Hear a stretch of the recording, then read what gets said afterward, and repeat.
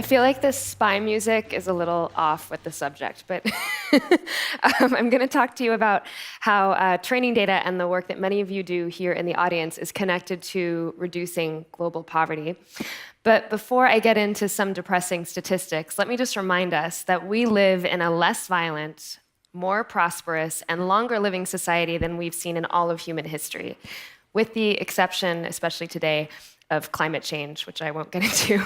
We're living in a world that's pretty much unquestionably better than at any time since the dawn of agriculture. And this is why I think it's imperative that we do what we can to ensure that the greatest moral problem of our time, which is extreme global poverty, is stamped out within our lifetimes. I believe that the fact that 2 billion people live on less than $2 a day is the root cause of so many of the problems that we try to fix downstream through philanthropy and political intervention. To give you an idea of what some of those problems are, 300,000 women around the world still die in childbirth. The World Health Organization estimates that 99% of those deaths are preventable and due solely to poverty. 783 million people live without access to clean water, and 2.5 billion people don't have toilets or proper sanitation. Let me put this in human terms. 3 years ago, I met a young man named Ken Kihara, who at the time was living in Mathare, which is a large slum in Nairobi in Kenya in East Africa. In this area, kids play alongside open sewers, and people make a living by scooping up bits of plastic and selling it to the local recycling. 10 years ago, one of those people was Ken. He was an orphan, and his mother had died of multi-drug-resistant tuberculosis, which had also killed 7 of her 9 siblings. And it's a major risk factor in a slum like Mathare. In spite of all of this, Ken managed to graduate from high school, and he got a scholarship to the best boarding school in Nairobi. He was so poor that he almost got kicked out for stealing toothpaste and other toiletries for his students because he couldn't even afford the $3 for the basics, and he was too embarrassed to ask for money. So $3 almost cost this young man his high school diploma. Luckily, the principal let him go, and he managed to graduate, and you would imagine that that would be the happily ever after moment for someone like Ken. But for so many young people around the world, graduating from high school is where the real struggle begins. In Kenya, youth unemployment can reach 70% in poor communities like Mathare. There are no jobs for slum kids, even those who speak good English and who finish high school. And so Ken was forced, after getting his degree, to move back to Mathare, and he found a job brewing changa, which is a local moonshine that's mixed with kerosene and other toxic substances to enhance its potency. There's actually a picture that I took a couple of years ago of Ken's former coworkers who are making changa by the side of this river. Ken told me that people in the slum drink changa to forget themselves. The guys who make it earn less than $2 a day by selling it to their fellow residents. Now, our typical approach to helping someone like Ken involves charity. We see his situation as awful. We see him as a victim of a great injustice and of an economic system that doesn't properly value human life. And so we donate. We donate to organizations that might build Ken's community a well or a toilet system, or maybe we buy something that provides him with a free pair of shoes or a mosquito net. But none of these things is as powerful as giving Ken work. Over the past 60 years, over $1 trillion of development-related aid has been transferred from rich countries to sub-Saharan Africa alone. And yet real per capita income today is lower than it was there than in the 1970s, and more than 50% of the African population, over 350 million people, just like Ken, still live on less than $1 a day. This translates to a massive waste of human capital. Things are changing, though, in terms of infrastructure. In the last 10 years, 3 fiber optic cables have come to Africa, improving the infrastructure and connectivity. This is a photo that we took a couple of years ago on the side of the road in northern Uganda, where these red spools of fiber optic cable were literally getting rolled out as we drove across the country. By 2009, East and Southern Africa had over 10,000 miles of this cable, and Facebook announced earlier this year plans to lay an additional 500 miles of cable in Uganda. This new connectivity is a huge deal for people like Ken. In the industrial era, capital could move freely across borders, but people could not. And so the digital economy circumvents this. We allow people, for the first time, who live in remote or economically depressed areas to transcend their geography. This means that the birth lottery, which put us here and Ken and Mathare, no longer has to dictate your economic future. And luckily, there's a lot of new work that needs to be done that harnesses this infrastructure. The computer vision industry will reach $33 billion by 2019. And as we know, this sector requires accurate, high-quality data to train algorithms behind so many popular applications. And it needs a lot of this kind of data, 100,000 to 1 million images to train a deep learning neural network. Samasource, my organization, is actually a nonprofit social business based in San Francisco, and we teach people just like Ken, who have high attention to detail and a passion for moving into computer-based jobs, to manually annotate large sets of training data from local computer centers in places like Nairobi and rural northern Uganda. And we're taking advantage of all of this new connectivity across sub-Saharan Africa, South Asia, and Haiti. An image like this one for one of our clients can take someone up to 2 hours to annotate because of the immense level of detail required in the image. The more accurate the data, the better the training, and quality matters. For the most detailed projects like this one, just 4 images can equate to a very good day's wage in a country like Kenya, where we now have new ways of paying workers on their cell phones and tracking our impact through the internet. Often our workers are completing many more images per day, but this gives you a sense of the value of this kind of computer vision work to someone like Ken, especially given what he was doing before. 1,500 images can provide a year's worth of work for someone living in poverty, so imagine what 1 million of these could do and how much work there's going to be in this sector in the next couple of years. This training data, as we know, is at the core of a number of applications that shape our future. Augmented driving, which will save millions of lives as roads become safer. Augmented surgery, which can reduce error rates and drive down the cost of medical procedures.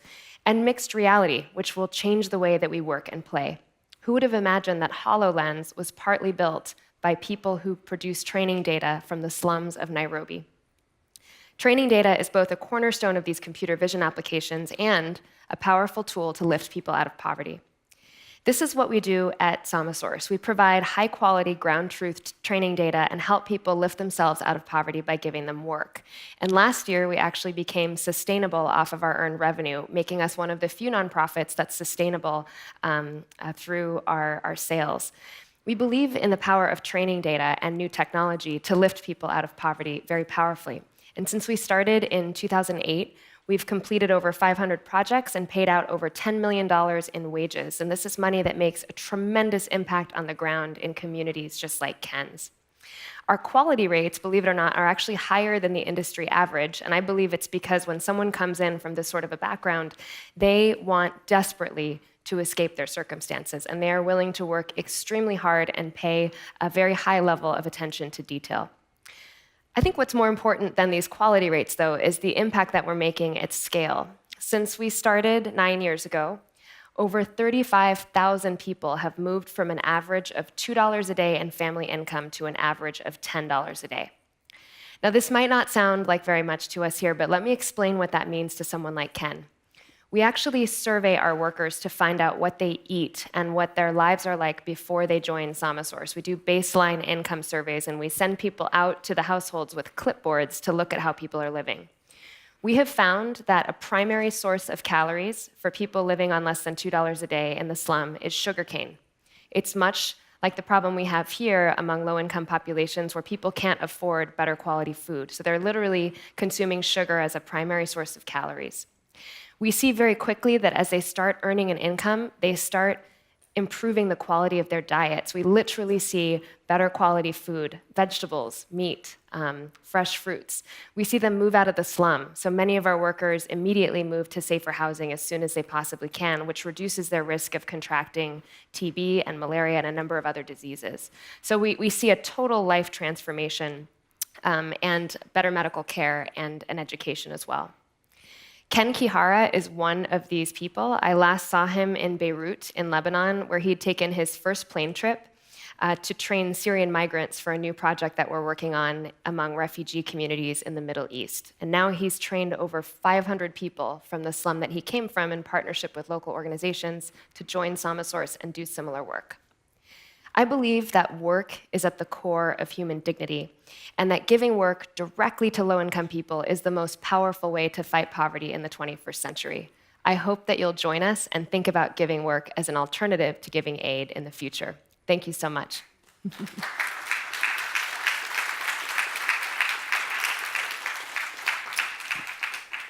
And I left some time for questions because I imagine this topic would generate some in the audience, so I'll go ahead and start with these.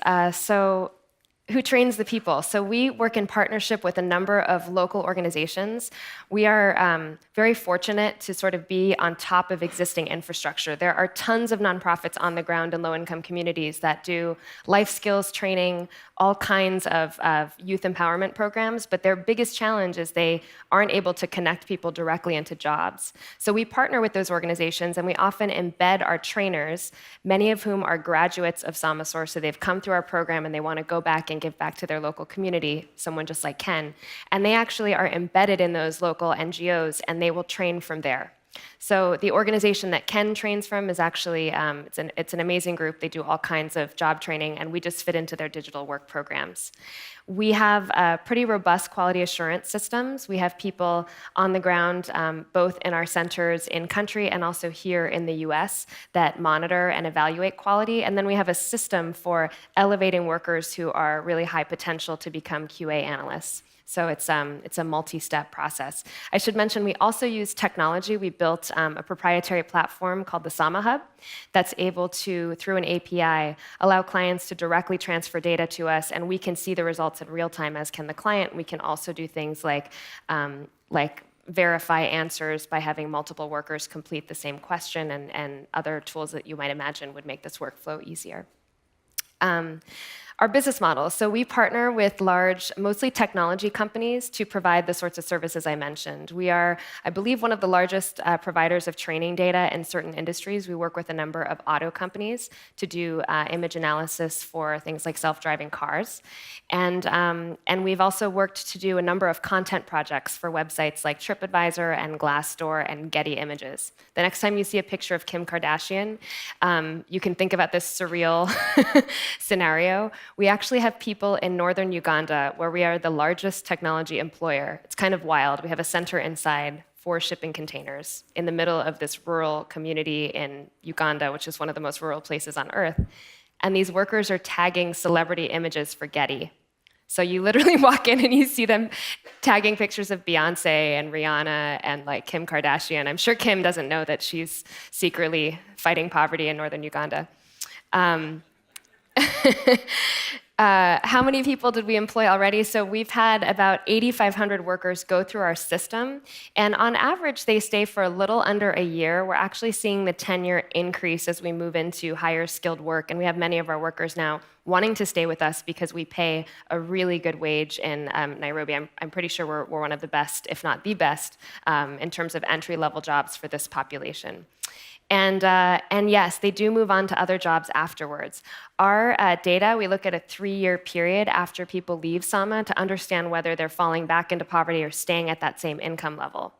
And one of the things that's remarkable about this type of digital work, unlike microfinance or some of the other tools that have been used to move people out of poverty, is that once somebody is exposed to the digital economy, once they are exposed to this kind of work, they tend to do pretty well economically. They tend to sort of be catapulted into a new sector, and they're visible for the first time to formal employers because these skill sets are so relevant.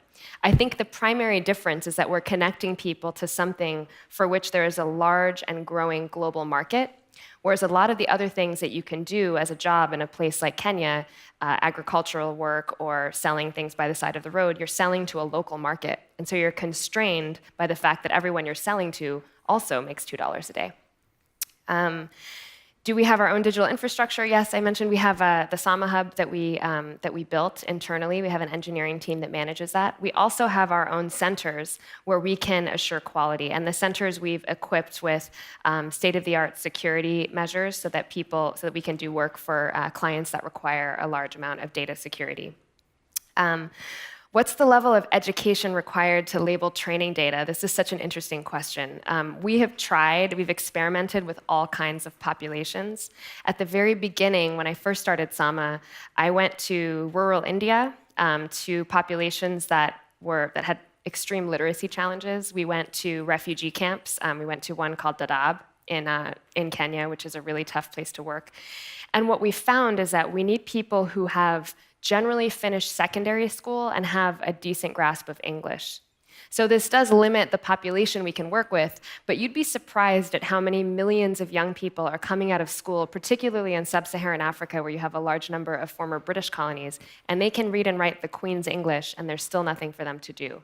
So we've sort of started with the low-hanging fruit in the sense that these are people in whom we've already made an investment in education, and there's just no job for them. I do think that there needs to be some kind of basic digital literacy, and we have a program called Digital Basics that we actually open up to many people, not just Samasource workers, but any youth in the community that come into our training, and we give them some basic literacy skills. Some of them will then go on to work for Sama, and others will find local jobs in the community. We've tried having these tasks done by phone, but what we found is that the highest value tasks, which make the most sense for us to do given our higher cost, given that we're training people, we're recruiting from the slums, we go after the highest value sorts of tasks, which are quite complex. So those might be images that require many points to be tagged on the image and a bigger screen than a phone would offer. We tried phone-based work, and many startups have tried it, and I haven't seen any that have really taken off. I think because the cost of doing, or the time required to do the task on the phone versus the value of the tasks just doesn't really work out. Sama is a social enterprise. We're actually a 501c3 nonprofit, which means that we reinvest any additional profit that we make back into the business, and that's what's enabled us to grow in the last year. I love this question about VR interfaces. So far, we've used VR to show people here what life looks like for one of our workers. We actually produced a really cool VR movie that you can see on our website. So you can visit one of the slums and you can see where our workers are based, walk around Mathare. But we haven't figured out a way to use it yet for our workers. So I'm really looking forward to that because I think there's a whole world of applications that could be opened up for digital work through VR. If you are interested in getting involved, one of the best ways to help us is to talk to your company about procurement. My vision is that we direct some of the enormous budget around procurement. I mean, so many companies are spending millions and millions of dollars procuring everything from data services to t-shirts to food in their lunchrooms. What if we directed even a small percentage of this budget to social enterprises that hire low-income people to do work? Samasource is one example, but we have so many other examples. In the Bay Area, we have Delancey Street, we have Old School Cafe. These are restaurants that are nonprofits that train local young people who've had real difficulties, like they've been incarcerated, to do restaurant work. But I don't see why we don't spend some of our budget on enterprises that give work and solve the problems that we try to solve later through philanthropy at their root. So the best way to get involved is to talk to someone in your company about procurement and see if they would like to purchase either our services, and we're also producing a guide called the Give Work Guide. It will be online at givework.org come this September, which is a guide to sourcing from social enterprises for larger companies. Lastly, I'll answer the question about domestic work. We actually have a domestic program called Sama School. You can check it out at samaschool.org. Over 30,000 people have been trained in digital literacy skills, and we focus on freelance platforms like Upwork. So we train you to do gig economy and freelance work, and we find that that's a more relevant skill set for domestic audiences. Thank you so much, and I hope you'll stay in touch with us. Take care.